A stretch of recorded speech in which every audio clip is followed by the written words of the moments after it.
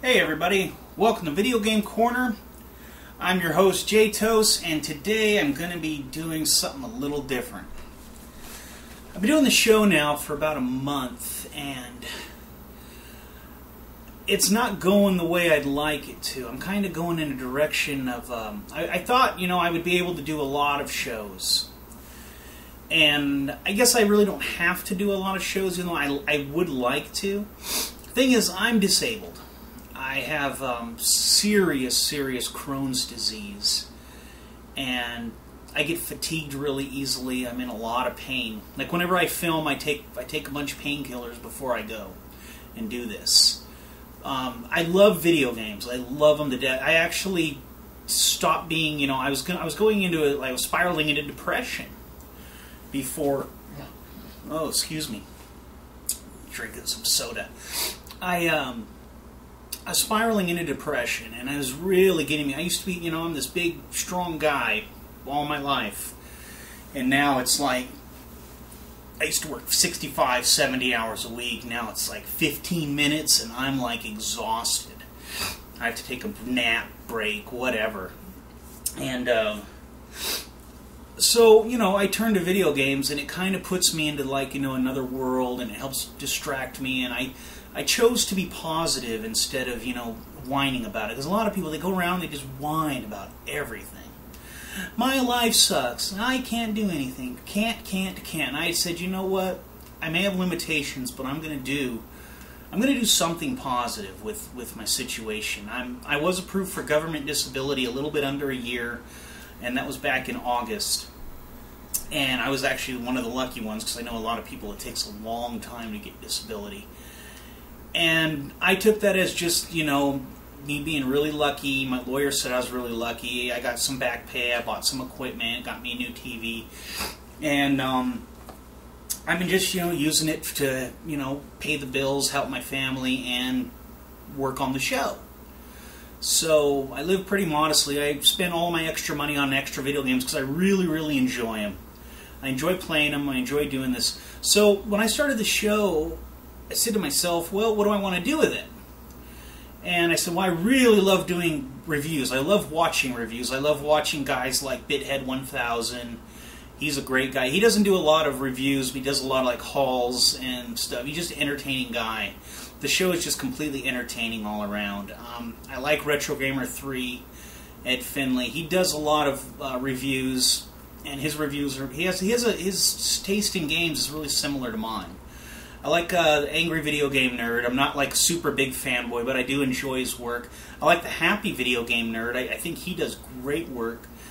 So does Rue from Clan of the Grey Wolf for 16-bit gems. He's great.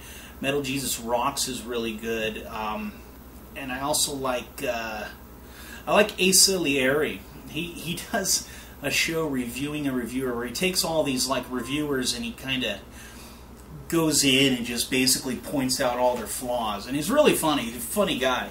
He does this one reviewing the noobs, these guys with like 0 views, and I laugh so hard when he starts making fun of this one guy. And he's all, Poodle Humpa here. Today I'm going to be reviewing my car keys. And it's just so funny. You guys got to watch his stuff. The guy is hilarious. Talks about all these nobodies, and he even talks about like Boars, the irate gamer, and how how just terrible he is. Because I'm not an irate gamer fan, I just can't get into him. And you know what? I don't expect a lot from people on YouTube. It's just it's a side of a bunch of amateurs, mostly, who are just trying to do their own thing, and that's fine. You don't expect much out of any of us. And I'm always like, I always feel like my videos need a lot of work, but then I say to myself, well, I'm on YouTube, so people aren't expecting as much as I may be expecting from myself, and I am trying to do better.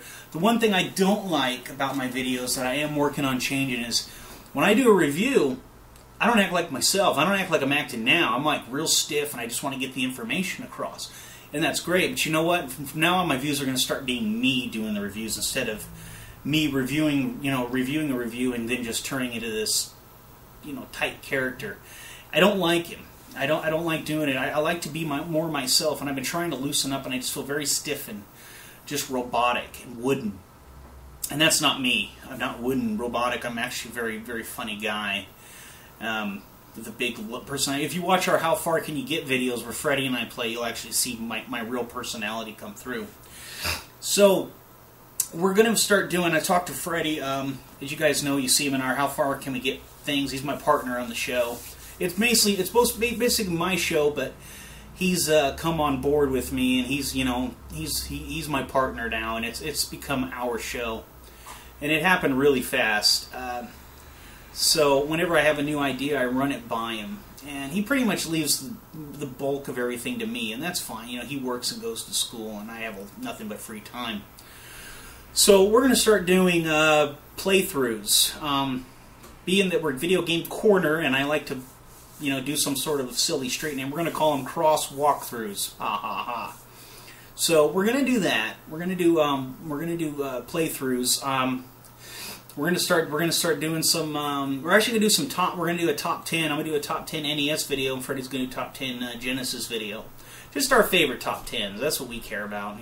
Just our everything's our opinion, our point of view. I'm going to do the NES, and I kind of got the idea from Bithead 1000. And I kind of got a kick out of it. He says, "Well, I'm 35 years old, and if I don't know my top 10, then I should know my top 10 by now. I'm 35 years old." That's what he said.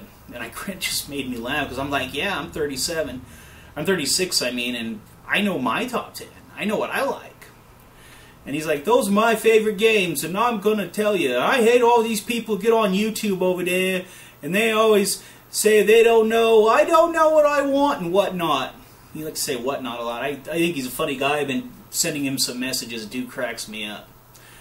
Great entertainer. I like to just sit there and watch his videos, because I love watching him get the garage sales and Craigslist. And I love the video where he does this video where he has some guy who basically tries to rip him off, one of those Craigslist guys who sits there and says, "I'll give you one, I buy video games, and I'm gonna, give me a call." And he calls him up, and he messes with the guy, and he tells the guy he has Earthbound, Conker's Bad Fur Day, basically like $600-700 worth of games.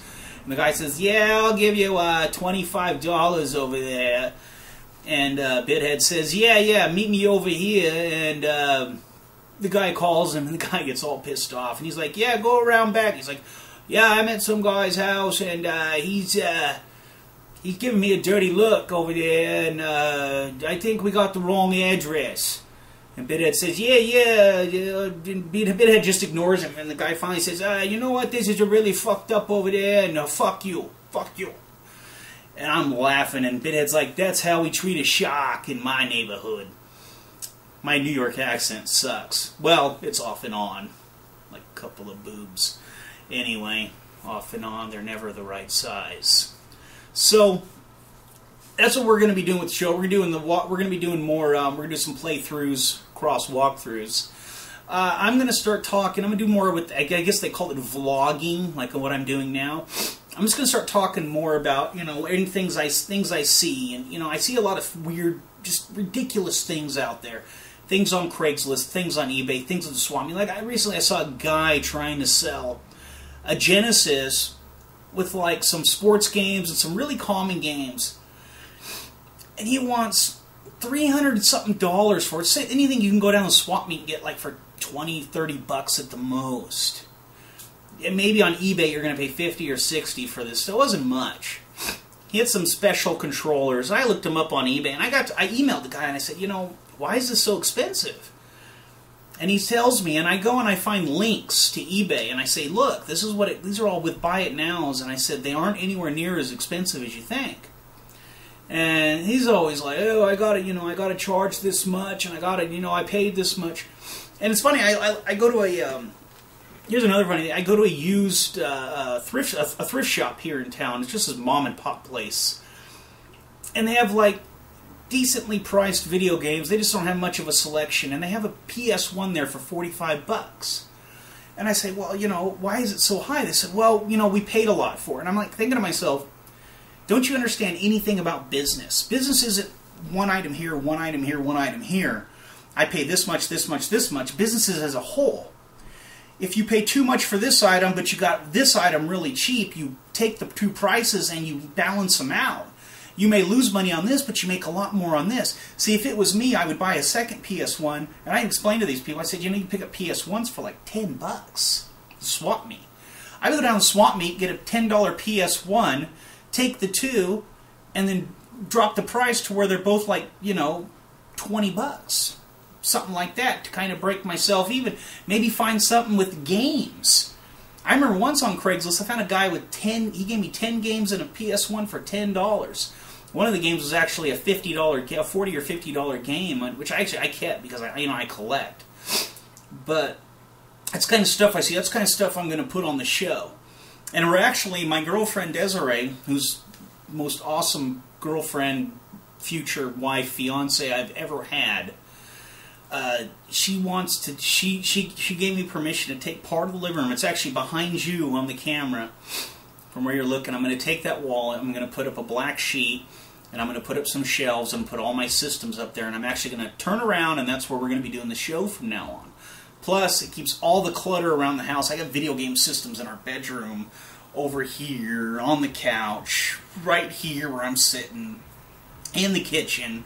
We got them everywhere, and she and I, we're both like, we can't, there's just no more room, but we don't want to get rid of them because we really enjoy them. Because I have an Atari 2600. I have about 4 or 5 regular Nintendos, because I actually sell a few, and I keep a couple for testing, because I make reproduction NES games on the side. I sell a few here and there. I don't do like hundreds of dollars. I just do like a few here and there for people. Plus, I like to make them for myself, so I can have like different types of systems that I test on. I have like 2 Genesis. I have 2 Super Nintendos. I have one N64. I'm not a big N64 fan. I have a GameCube. We have a Wii. I have about 4 PS1s. I have I have one PS2. One of them just broke. I have a PS3. I have a TurboGrafx 16, thanks to my friend Linda, who sent me one recently with 4 games, and that was an awesome deal. Thanks again, Linda. I love that thing. I love that TG16, and she's always like telling me, we're always talking about finding games for it. And I love that system. It's a whole lot of fun. But yeah, Desiree, she's great. She says, yeah, let's put this back here. I'm going to put some shelves on. I'm actually going to work on it tonight. We went to Home Depot and Walmart and got the stuff we needed. And I'm really excited because it's going to be like a little bit better look for the show. It kind of reminds me of, I keep going back to Bidhead because I really relate with the guy, because when he started his show, he didn't own anything. He had nothing. He had, if you go watch his show, Bidhead 1000, I'll put the link in my description. I always want to say subscription. My description. And you guys, whoever sees this video, can go and check him out. I'm not going to go into why he didn't have anything. It's a really sad story, really screwed up story. And he basically started out, he just started buying stuff. And I kind of started that way. When I got back into gaming about 2 years ago, I didn't have much left. I mean, I had a few things. I had like a Super Nintendo and a Nintendo with about maybe 5 games for each. I mean, it was nothing. I had a Genesis with like 5 to 10 games, and a lot of them were games I didn't even like. I had a PS1 and with about 3 or 4 games. I didn't have a lot of anything. And so I went ahead and now I own like a few hundred games. I own some rare games. I have an Earthbound. My Earthbound's really cool. I actually found it at the swap meet. I got it for $6. It was at the bottom of the stack of sports games, which is funny because you go to the swap meet, sports games are everywhere. They aren't worth anything. Nobody wants them. Bottom of these sports games is an Earthbound, and I'm thinking, oh, cool, an Earthbound, because I just saw the review by 16-Bit Gems and Happy Video Game Nerd talking about Earthbound, and I'm thinking, I'd never heard of it before, and I'm thinking, wow, this is really cool. And I was like, I gotta try this game out. And it's funny because my friend Linda, she doesn't like Earthbound. She's not an Earthbound fan, but she owns a complete box. She's telling me, and she's like, yeah, I got it years ago for like $10 at some swap meet. And I'm like, oh man, things were like $500 to $700, but the card alone's worth like $300. The card I find, so I look at it and I say, oh, cool, Earthbound. I'm thinking, oh, it's like maybe a $20 or $30 game, because I see that at the swap meet all the time. You pick up $20 or $30 games for like $5, $10 at the most, and it's pretty common. You know, it's like you don't see the deals that are just like, you know, like that. I get home, and I'm talking. I was with Freddie that day, and Freddie's like, "So you going to keep it? Or you going to sell it?" And I was like, "I don't know. I'm thinking about selling. I'm actually thinking about keeping it because I want to play it." He's like, "Okay." So we get home, and I said, "Well, let's see what it's really worth." And I'm finding copies on eBay that are trashed, like stickers just trashed, obliterated, going for $200. And I'm like, "Oh wow!" I said, "Desiree, come check this out. Freddie, come check this out." We're looking at my copy. My copy's worth about $300, about $250, $300. I was just like, "Wow." And I really don't think a lot of these video games should be worth that much. I mean, that's just too much money. But it's cool to have my own copy. And I did play through the game, and I did enjoy it. Because I played Earthbound Zero, Mother 1 first. I actually did a review on that, if you guys want to check that out, on my review page. Or my playlists, or whatever, my upload page, that's what it is. And if you look at that, I mean, I really enjoyed Mother 1. I had so much fun playing it. And I wasn't even into turn-based RPGs. That was the first turn-based RPG I played from beginning to end, was Earthbound Zero. And now I'm playing through the Dragon Quest series. I'm actually in the middle of Dragon Warrior 4, Dragon Quest 4 for the Nintendo. I recently got that from a friend of mine on eBay. $70 game. I just enjoy the hell out of playing. I don't want to play the DS version.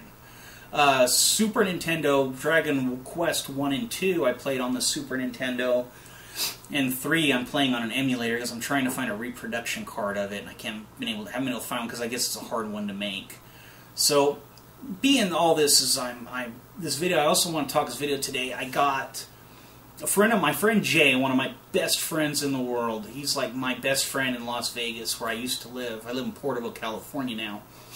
And he sends me an email a couple weeks ago. He says, "Hey, I got this guy I know who wants to get rid of all these boxed NES games."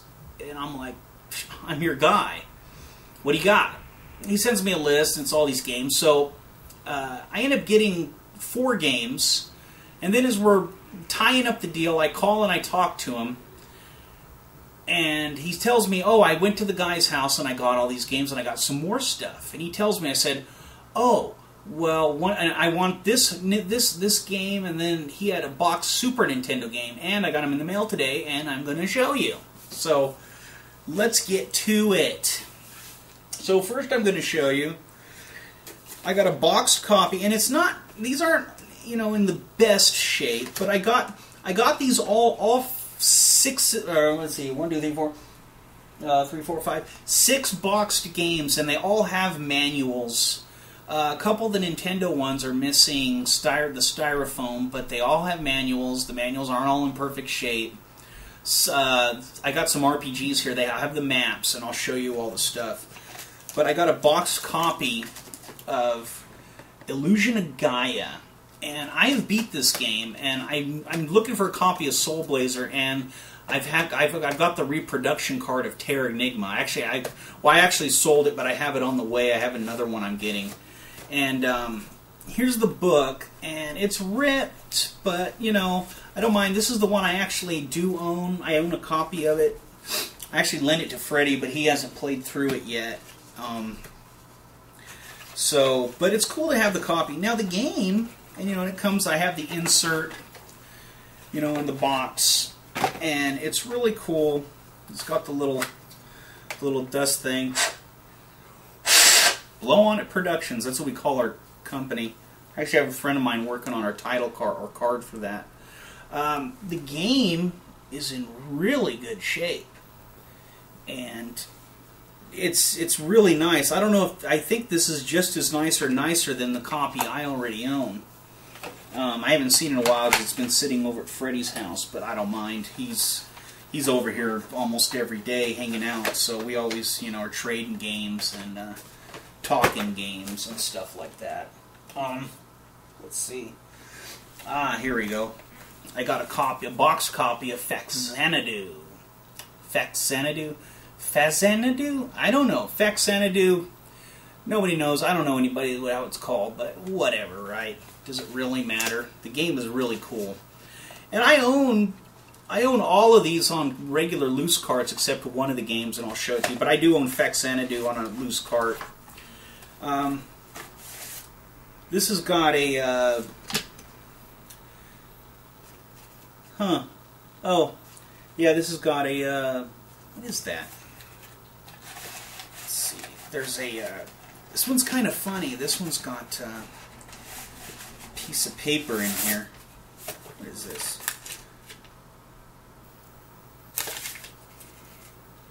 Oh, that's pretty cool. This guy wrote the codes down from the game and kept them in the box. That's kind of a good idea, you know? Because back in the old days before the internet, we had to write the codes down. We had to take notes and write the codes down. We didn't have... I remember playing Metroid when I was about 15. I'm playing Metroid and I'm drawing each room and I'm making my own map because you could get so lost in the original Metroid. And here's another thing. It says... set the key from the something in the tower at Cartris and some for the misunderstood first fountain. I'm sure I'd understand it if I've ever played. I haven't played through the game yet, but it's another note. He just kind of kept in there. I'm going to keep that until I figure it out. Really beautiful instruction book. It's perfect. Perfect instruction book. The game, it's got the nice dust cover. The game is perfect too. The game's in great shape, just awesome shape. Now, if you guys don't know what Xanadu is, it's an action. It's like an action RPG. You kind of level up and stuff. It's kind of like an easier version of Link, I would say. I haven't played through the whole thing. I played it a little bit, and it's really a fun game. So from what I've seen of it, and you do a lot of, you fight a lot of creatures, and you can grind in it, and it's just an action RPG for the Nintendo. Back when action RPGs aren't like they are now, like you would see like Kingdoms of Amalur or the Elder Scrolls, stuff like that. It's a good series. Oh, speaking of which, my girlfriend got me this shirt. It's a Sons of Anarchy shirt. It says here Sam Crow, and then on the back you can kind of see it. I don't know. It's kind of hard. I don't want to fix the video, but thank you, Desiree. You're awesome. I love you. You complete me in stuff. So, but yeah, she's pretty cool. Now, this game, I don't own a copy of it, but now I do, and the box is in immaculate condition. It's Crystallis for the Nintendo. And it's missing the styrofoam, which is cool. I know you can pick up the styrofoam pieces on eBay for a couple dollars, so it's not a big deal at all. It's got the box is in great shape. It's got... I don't see the manual for this, but it does have a... it looks... let's see. Now that you have your new system, we'd like to deliver even more power free to Nintendo, a free issue of Nintendo Power Magazine. Yeah, you can get a free issue of Nintendo Power with this. Of course, there is no more Nintendo Power. But if you would have got this back in the old days of Nintendo, you could have got that. That's kind of a cool... I like this little extra stuff that you get. It just kind of, it reminds you of all the stuff you did back then. It's just really neat how cool, Nintendo used to be on top of the world back in the 80s and early 90s. I mean, I remember as a kid, I was born in 76, and I remember as a kid, man, this was big. And everybody I knew had a Nintendo, and we all played on like 12-inch TVs. And when we played, I remember one time I got to hook it up to my parents' 25-inch TV, and I thought it was the bee's knees. I'll tell you what. I play my Nintendo on my 50-inch LCD TV now, and yeah, when I play that, I'm happier than a pig dipped in shit. I'll tell you what, because it's just so much fun. But there's my Crystallis cart, and I used to own a copy of Crystallis when I was a kid, and I played it a little bit, but I was working so much I didn't have a lot of time back then to play a lot of games. So I owned it when I was like in my 20s, and I really had fun playing it. It's just like another action RPG style game. You know, none of them are like true action RPGs. That's the thing about these. I think I know Link, Zelda 2, Adventures of Link, is like the closest thing that I can think of. Yeah, I guess this is kind of like that. You know, the thing is, back then, the Japanese thought we were all a bunch of drooling idiots that didn't understand all those big, fancy numbers. You know, when they made Final Fantasy Mystic Quest. If you watch the Happy Video Game Nerd's review on it, you know, he talks about it. He does a short review on it. Here's really cool. I love the Dragon Warrior series, Dragon Quest in Japan. I'm actually, I'm going to be doing a playthrough, a cross walkthrough, of Dragon Quest for the Super Nintendo, Dragon Quest 1. I'm going to play the game, put it there. And I'm also going to do a review on it while I have it. You know, I'm going to do a review, and then I'm also going to do the walkthrough, the playthrough, let's play, whatever you want to call it. This right here, it says on here, new role-playing epic. It's funny, it's epic. And it was for the time. People had never seen anything like this before. And it has the styrofoam. I'm a happy camper.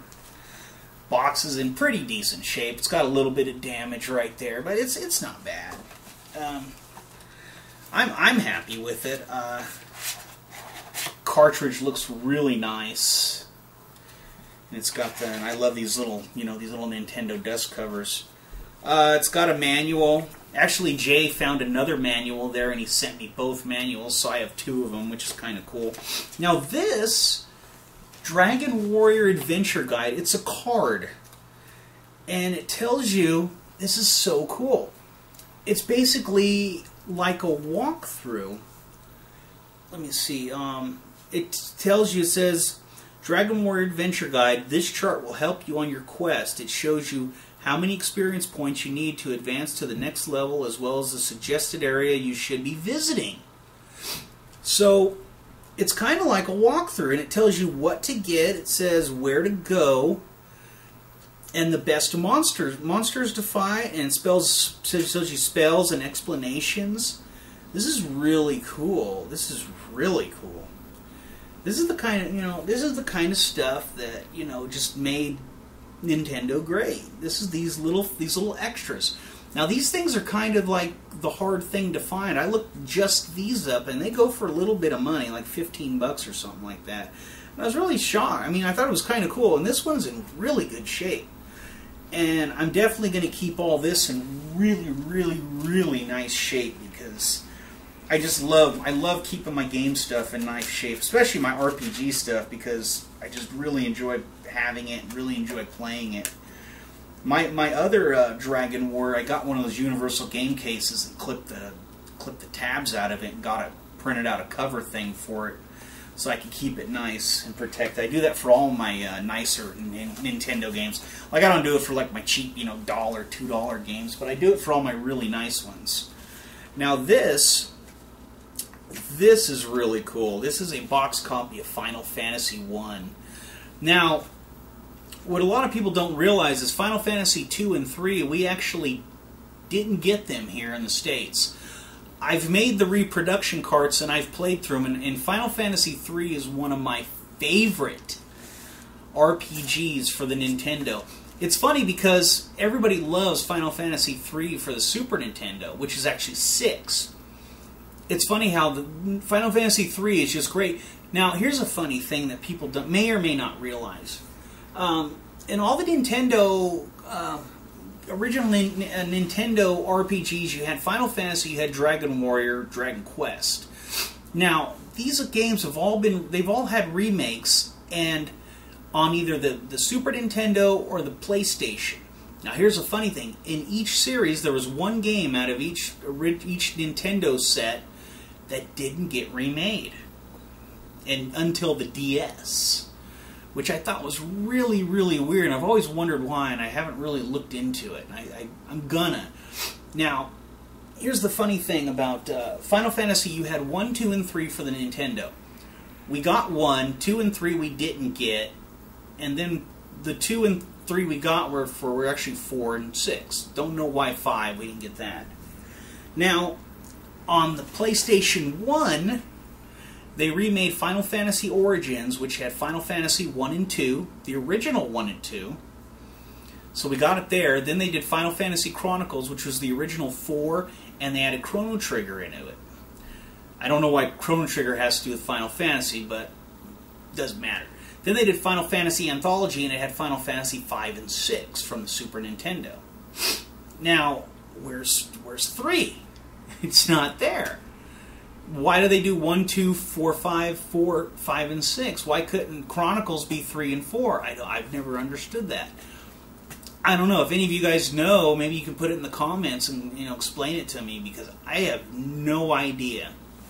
And it's really cool. So you can get it on the DS though, and I think the PSP does the Japanese version. I think, I'm not sure, but I know the PSP the DS does it. So you can get it on the DS, which is kind of funny.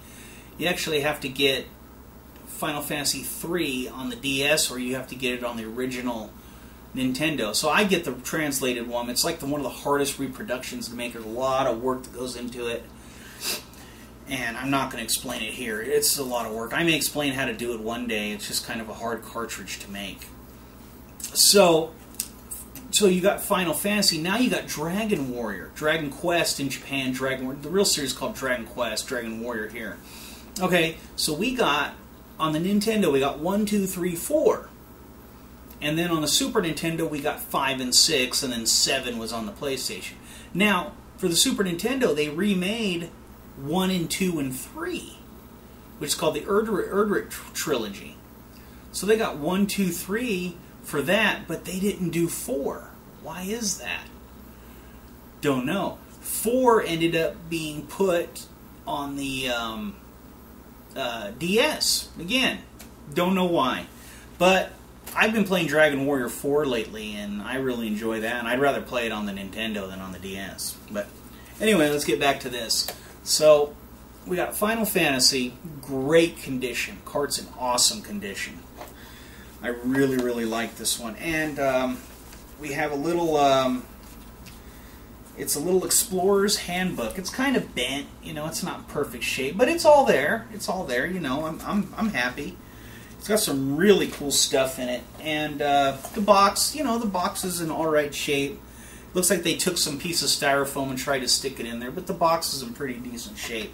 Now this is really cool, and I wish it was in better shape, but, it's not a big deal. Yeah, I think it's cool. I think it's really cool. This is the kind of stuff I love to get. And it's an overworld map of Final Fantasy. Now, on the other side, they put all those little squares. You probably can't see it, but all those little squares are all the monsters you fight in the game, and it tells their their numbers and stuff, and all the different types of stats that they have. That it looks like it says here: experience points for defeating, gold obtained for defeating, monster hit points, monster's average attack points, monster's weak points, ineffective attack, monster's special attack. That's cool. And I could just see, back in the early 90s playing this game and just getting that and thinking, wow, that's just really helpful. Because like I said, we didn't know much about RPGs back in the early 90s and late 80s when we got these. I think this was released, let's see, it says 1987, 1990 is when they released it here, but they released it in 1987 for Japan. That's why we didn't get 2 and 3, because by 1990, 91, 92, we were already getting the Super Nintendo. So they didn't bother releasing 2 and 3 here. And I think the time frame was one of the reasons why we didn't get it. I'm sure that's what it was, and they didn't want to just squeeze it in. That's why we didn't get Mother 1. We didn't get Earthbound 0. It was going to be called Earthbound, and they even talked about it in the 18th issue of Nintendo Power. I actually have it somewhere. It's got Dr. Mario on the cover, and they talk about that.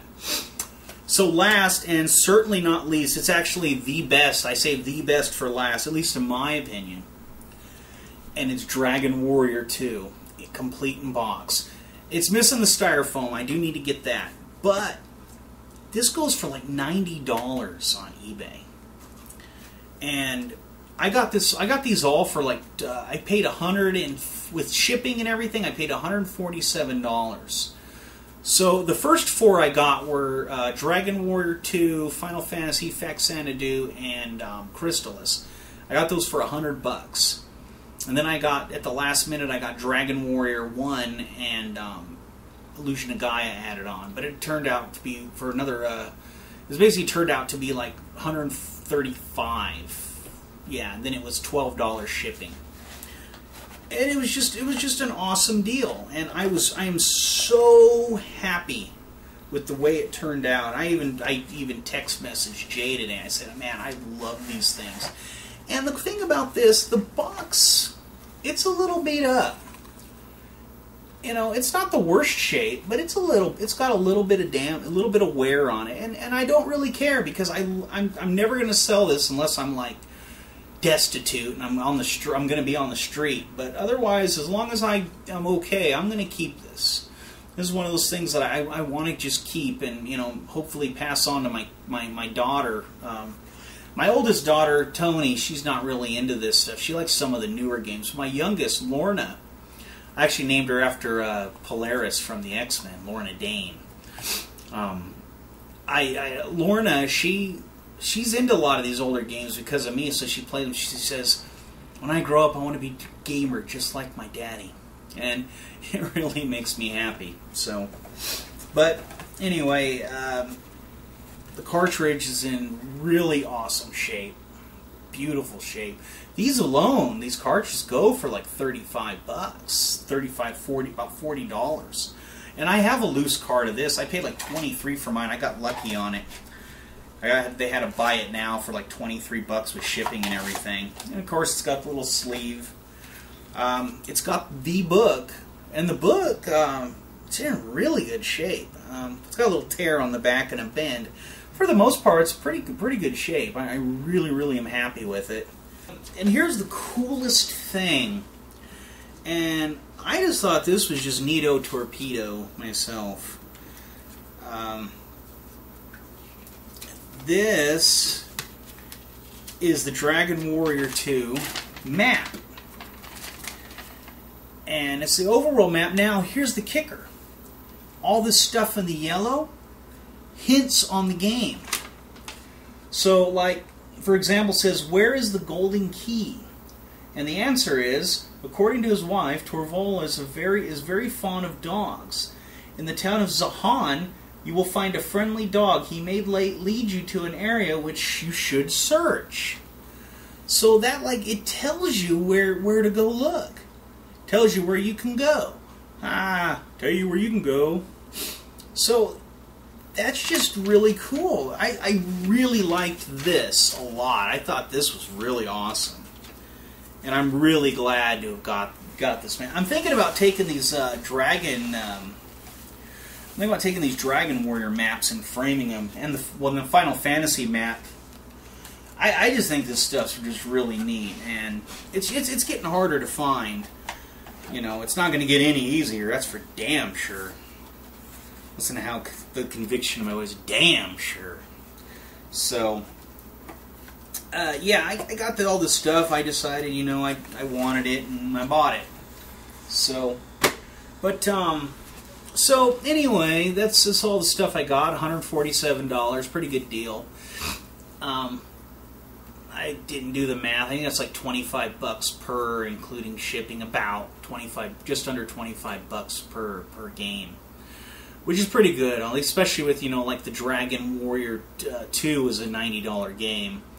Illusion of Gaia, the box is a little beat up, so I'd say I could probably get about $30 for that. Xanadu goes for about $20. Crystalis, Final Fantasy, they go for like $40 each, I'm guessing. So I did all right. I really did. And the thing is the most important thing about buying any of this stuff is I like it, and I'm going to keep it, and I'm going to enjoy it. I'm going to play it. So, and it's going to look good on my shelf too. On top of that, and that that's what collecting is all about. Especially I can't understand some of those collectors where they collect like they collect these things that they can't do anything with. They just look at it. And I get that, you know, things look good, but I've always liked to collect comic books or video games because I can actually interact with it and do something. And, you know, different strokes, different folks and all, but that's just me. My dad likes to collect coins, and I don't know. He always says, well, this nickel may be worth $100, but worst case scenario, it's always worth a nickel. And I was like, yeah, that makes sense. It's always at least worth a nickel. So, I don't know. There's not really much more to say tonight. I've just I know the video's running long, but I just wanted to let you guys know that we're working on a different direction with the show, and we don't want to just stick to one thing. I like to be fluid, and I like to be, I like to really, you know, not limit us to just one thing. I like to adapt. So, and in this day and age, you can't just be one kind of anything. You have to adapt. You know, it's like I worked at Domino's for 11 years before I got sick, and I started when I was like 21, right? And when I was 21, every time we worked for corporate Domino's. Every time corporations do a lot of stupid things, And being 21, every time they would do something stupid, I had to let everyone know about it, and I just wasn't going to do it. I'd do everything I could to not do it. And my boss, Mary, who I ended up working for like 10 of those 11 years, she kept saying, you know, Jason, you can't do anything to change it, so you may as well just do it. And as I was young, I didn't understand that. I used to just, you know, say, you know what, Mary, you're just a quitter. You just gave up on life, blah, blah, blah. Just me being a stupid 21-year-old dummy. And as I got older, I started realizing she's right. You know, you could sit there and complain about everything, especially in a company like that where they do so many dumb things. But me sitting around complaining about it instead of just learning how to do it their new way, it just made my life harder. And the funny thing is, they always end up going back to the old way for some reason. They find out what worked ends up still working after they've tried a bunch of different ways to change it. And it's funny. It's really silly. They're so ridiculous. And all the corporations are like, they all do something stupid. And you always got that one employee that just has to let everyone know how stupid they are, and they just aren't going to do it. And they just get themselves in trouble, and then they end up having to do it anyway. So I've realized in life, so it just kind of ties into like my disability and my whole outlook on life, is I could sit here and complain, but I'm not gonna. I'm going to do the best I can. Yeah, I have a lot. Most days are really bad and really hard on me, and I have a lot of pain and I have a lot of stress because of it. But I'm not going to let it. I'm not going to let it beat me. It won't. And I have too much to live for. And life is too good, and I'm just not gonna. I'm not gonna lie down and die. So. You know, and the other thing about people is you got everybody complaining about the problems, but you never hear, you hardly ever hear anyone talk about a solution. And I think that's what we all, as a people, we need to really, you know, start saying, hey, what's the solution? Just like in this last election, everybody's got the same arguments. If you really look at, you know, you got the Romney and Obama, you know, supporters, and they're all saying the same exact things about the other guy. And I'm sitting there listening, and I'm reading comments, and I'm just laughing. I'm thinking, you guys are just so ridiculous. And they're all like blaming each other, they're saying the same exact thing. If Obama's, you know, if Obama's elected, we're going to be living in a communist state. If Romney's elected, we're going to be living in a communist state. Or it's going to be like, you know, Nazi Germany all over again. They're both saying this. They're both doing it. And I just laugh because it's like, you guys even realize how ridiculous you all sound? It's like, why don't you guys try to find a solution? And there may not be there's not an easy one, but I just think it's funny that, you know, that's what people focus on. They focus on the problem. And I even went on this one, on this Facebook, on my friend's Facebook, and they had some people whining and complaining and arguing. And I got in there, I said, hey guys, you know, instead of, you know, arguing about who's right and who's wrong, why don't you guys start, you know, maybe talking about solutions? We can all, you know, I know we can't really do much, but at least let's take this in a positive direction. They just ignored me and just kept arguing with each other, which is really weird. But you know, it isn't not that weird. It's what people do. So, but anyway, I have rambled on enough. I've showed you my games. Show me yours. Ha ha ha. So, yeah, I'm all full of just dumb jokes today. So, don't worry, I have more dumb jokes I'm going to let you in on later. But anyway, I'm going to keep working with Freddy. We're still working on our Batman review, Arkham Asylum. It's going to be a mega, super duper review. And I'm going to start working on finishing up. I'm finishing up the Alundra. Sorry, I'm finishing up the Alundra review. I've got all the footage ready. I'm starting to edit it, and I'm going to do some more. I don't want to do the live part of it where I, sit in front of the camera till I get my little area done I talked about. So, but I'm going to end the video now. My name is Jay Toast. This is Video Game Corner, and I thank you guys for watching my show. And comment, let me know what you think. Give me some suggestions, anything. I really appreciate the comments, and I read them all. I'm small enough now to where I can read them all.